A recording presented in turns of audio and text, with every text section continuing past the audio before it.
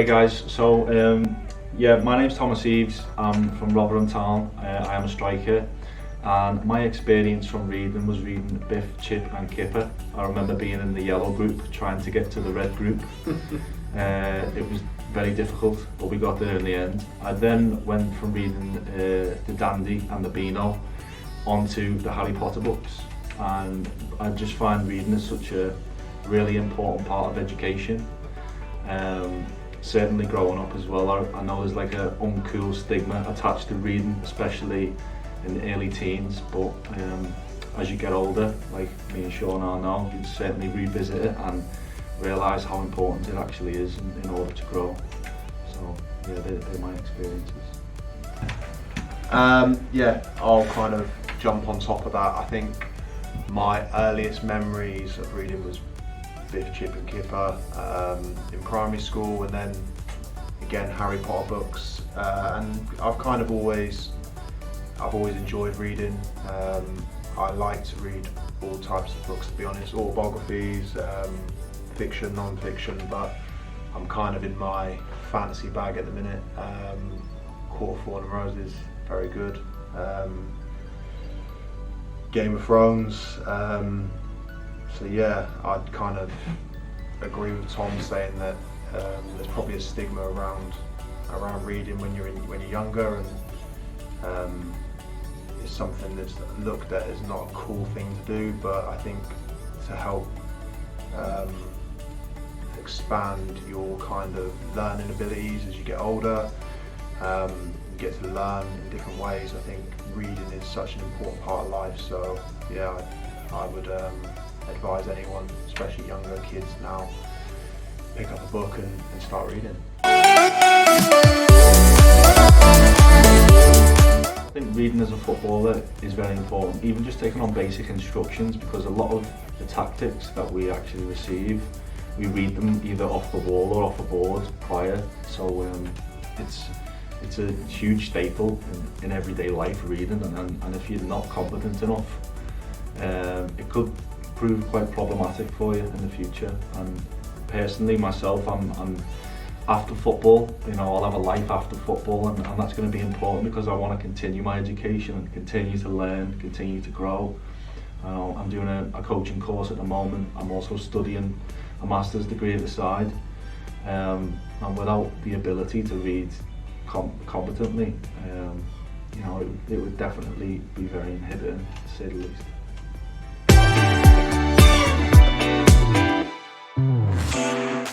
I think don't get bogged down if when you first start reading you're not going to be good at reading. I think every single person on this planet, when they first started reading, first started writing, you weren't good at it.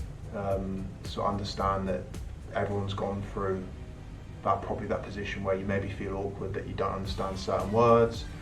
You might not be able to understand certain pages in books, but if you just keep reading, keep learning, ask the questions when you're unsure, it'll become easier.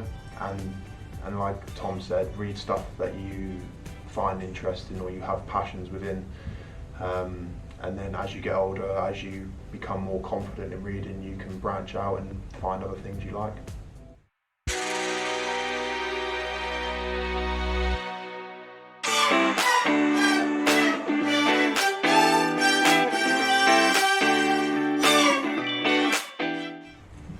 So, we've got 30 seconds to answer the question. Can we have a buzzer? Can we have a buzz You've got noise? to make a buzzer noise. Right. Well, what's your buzz your noise? buzzer noise? Mine's Food.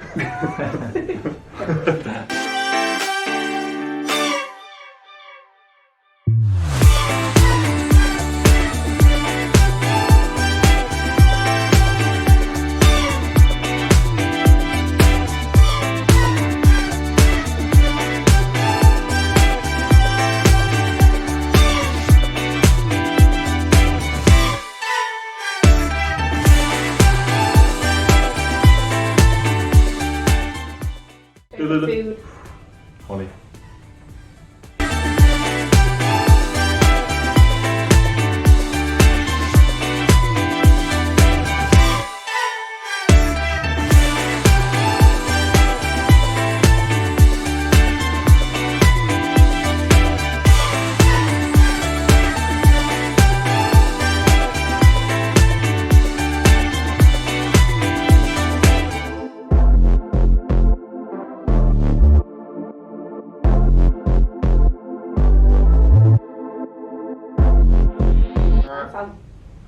you want? Paddington Bear.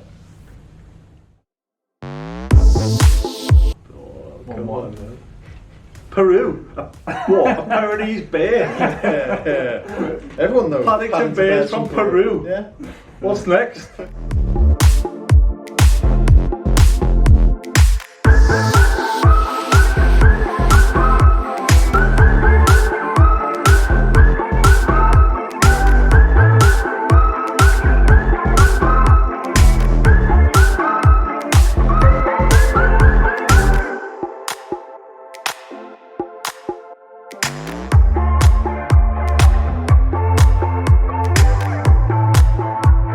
want to lose a point.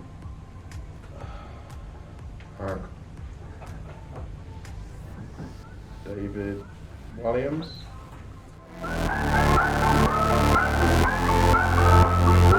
Oh my god, how did you get that? I know he writes children's books. I and know it was a that. little stab in the dark.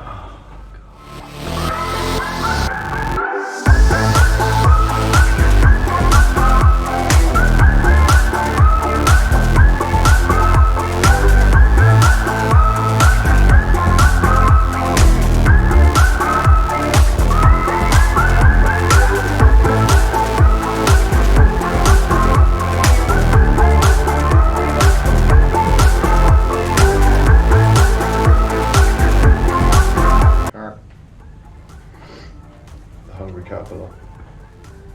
Tom, would you like to advance on that? Well, is he right or wrong? Oh, I feel Would you I'm like wrong, to actually. advance on that? I'll advance on that. Okay. This also might be a Marks and Spencer's cake, but I'm going to go with Colin the Caterpillar.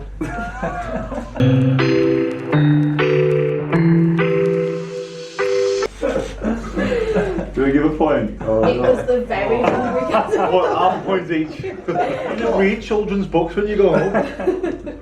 I remember that book from primary school.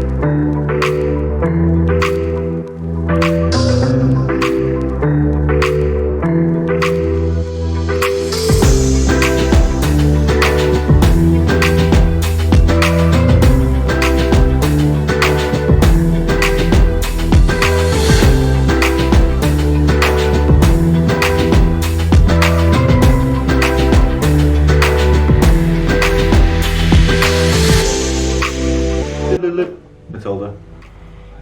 That was quick. You got Thomas Trunchbull, didn't you? Yeah. Yeah.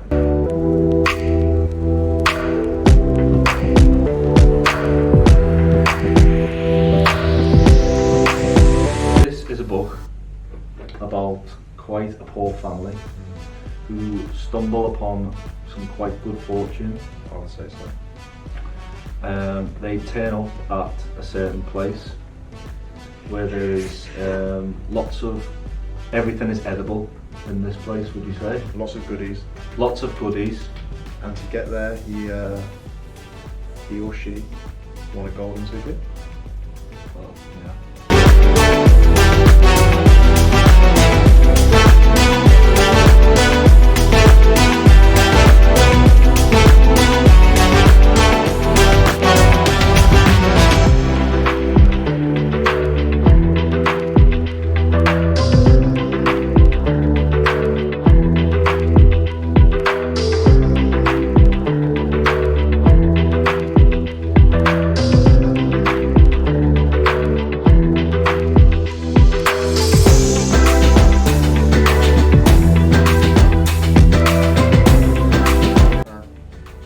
The Gruffalo.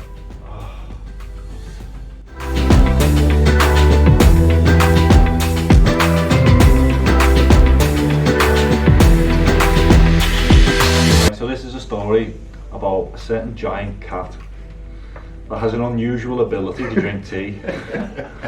And it really enjoys tea, and it drinks so much tea. And I actually don't know the end of the story, that's all I know, but I think that's enough, isn't it? I mean, how many other cats do you know? Giant cats that have the ability. That should be in the jungle. That should be in the jungle, but they're in the kitchen drinking tea.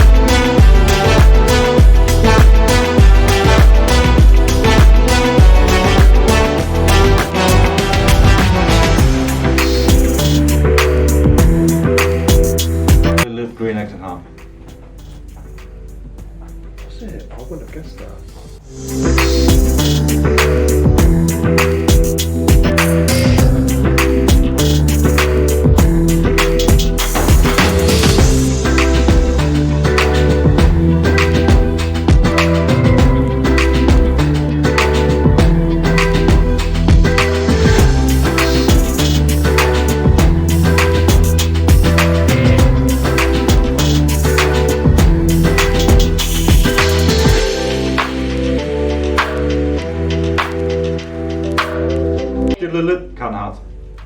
Oh, referee.